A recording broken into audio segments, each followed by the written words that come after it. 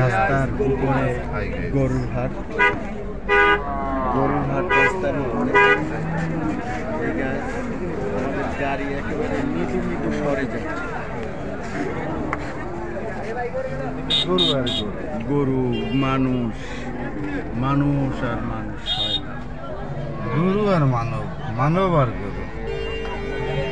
আমাদেরও গরু লাগছে দেখছি। এটা হলো সরিষাবাড়ি গরু পিংনা বাজার গরুর হাট।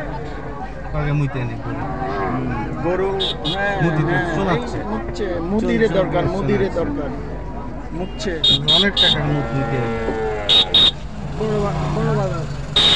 মোটরসাইকেলের সামনে মোটরসাইকেল আইছে না, এখন একটু ফ্রি হয়ে যাবে।